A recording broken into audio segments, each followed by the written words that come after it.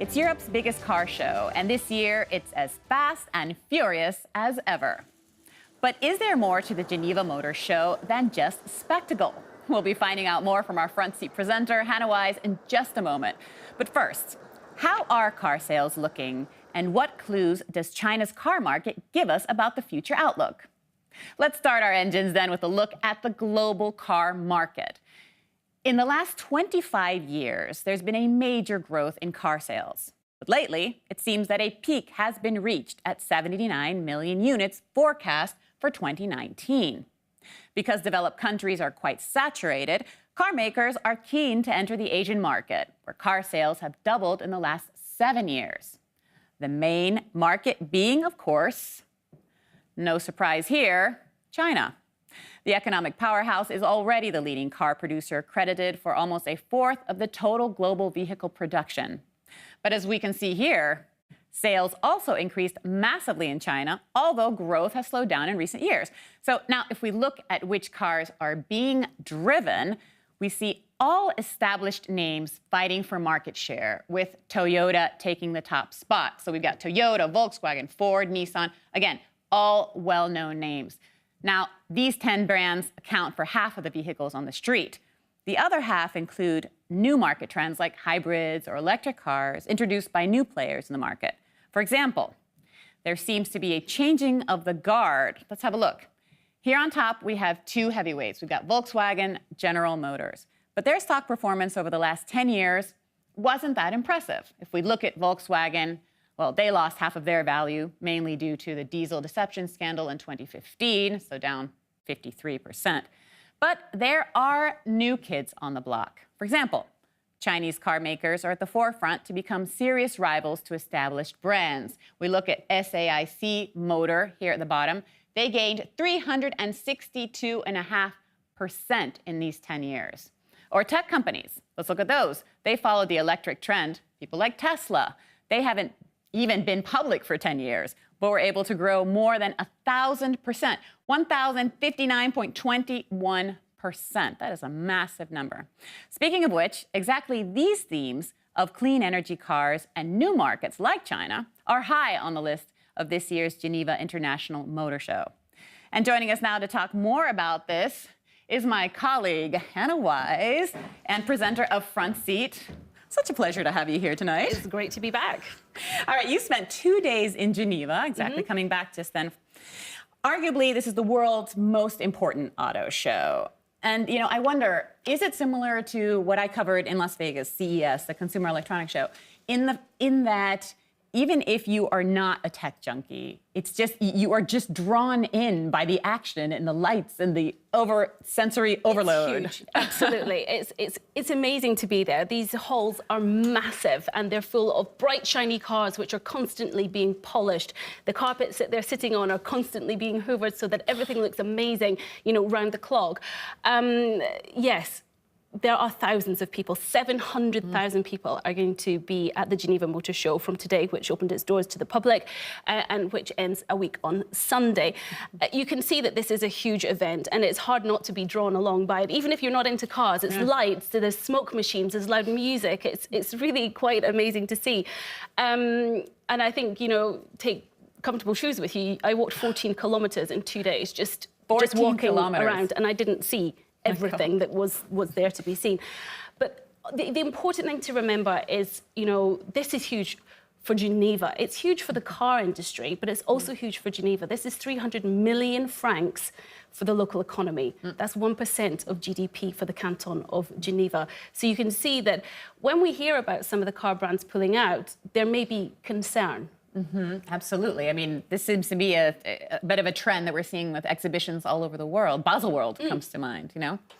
Yes, but, excuse me, you should keep in mind that with Geneva, it's one of the few shows that is actually still very, very successful.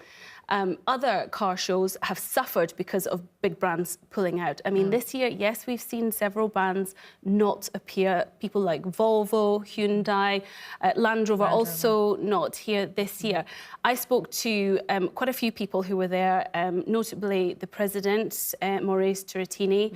I also spoke to the incoming managing director, Olivier Ries, and I asked both of them if they were concerned about this. And yes, they are concerned that people are pulling out, but they're very confident that this will turn around, that people will be back. It's just down to money and car, as you just said there, it's going through a tough time right now. Exactly. This is absolutely a reflection of what's happening now. If we look at some of the themes this year, we also mentioned, you know, electric vehicles. I mean, is it one of these things where don't even bother to show up if you don't have an electric vehicle with you? Well, certainly, if you walk around, I mean, what was interesting for me is last year, the theme, it was a big green car on the posters. It was talking about green energy, the future, electric. And I really felt that this year, that was much more obvious. If you are there, then you have to have some kind of electric car to show or some kind of electric strategy. And yeah, the big guys are kind of jumping on the bandwagon. BMW, for example, they announced something like 25 new electric cars by 2035. So this is insane. But what's interesting for me is that this electric change, this trend towards electric is providing a lot of startups with opportunity, okay? Because the big companies, it's harder for them to change their strategy, okay? So there's huge opportunity there. And I actually spoke to one Swiss car maker, Tony Piech. You can see the picture in the background is of his Mark Zero, which was unveiled at the show. And it's incredible because not only is his history, he is the son of the former Volkswagen chairman, Ferdinand Piech, and he's also descended from the Porsche family. So he told me he's like spent his whole life trying to swim away from the car industry, but electric vehicles has drawn him back, okay? And not only is that an interesting story, but he's got a whole new battery, which is a bit of a game changer. And I think we can actually listen to him tell us a little bit more about the battery and, of course, his legacy. The big deal, though, is that to charge this battery to 80%, we need 4 minutes and 40 seconds. That means just about the habit of refueling your car is about the same habit as recharging your car now. And if you want to change or replace a habit, then you usually have to do it with something that is equal or better than your existing habit. And we're just about pushing on that limit.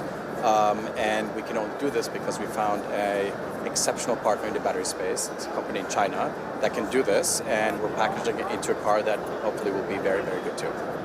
If you found the answer to what everyone is craving when it comes to electric vehicles, why haven't the other manufacturers found this as well? Look, this is difficult to answer. Of course, we were at the right place at the right time. So we have had this connection to this specific company over somebody else I knew. So without having access, you cannot deliver. Having said this, this is not a battery technology that nobody has ever looked at before, or that was not in talks with anybody else. But we are a company that's faster and more nimble, and we are working in a segmentation of the market that gets a lot of attention with rather small unit numbers. All right, so no pressure there. Absolutely, absolutely. Now, in terms of going on with these themes, again, one of the themes of the major electronic shows this year has been, of course, China. What were you hearing on the ground in Geneva? Okay, so we spoke to two Chinese electric vehicle manufacturers who have come here, iWays and ArcFox. They do have very interesting stories. What you were saying earlier in the introduction is very interesting as well about the economic slowdown. China is seeing a slowdown in its car market. And Europe isn't growing as much as it used to, but these are number one and number two when it comes to the car market. So if China needs to go somewhere, it's to Europe. And interestingly, both ArcFox and iWays have connections with German or Italian people who have experience here. Like iWays is together with Roland Gumpert, who used to work for Audi. He has his own cars here. You know, they're kind of joining forces as opposed to China coming in completely without experience here. I mean, their relationships go back 20 years, and it's more of a collaboration. So could we see Chinese cars on the road here? Absolutely, and we will next year. All right, just to wrap it up then, tell me, were you able to get a look at that that Bugatti that has just been stealing headlines right and left? I got more than a look at it. You know, only certain people can get right up close to that car, and I managed to do that. You can't touch it. You can barely breathe on it. It's a little like the Huawei phone, right? It's behind glass. Yes, it's behind glass, and you can kind of get to see it. It's very impressive, and it was, you know, the crowds around it. It was absolutely fabulous to see. Very shiny, yeah.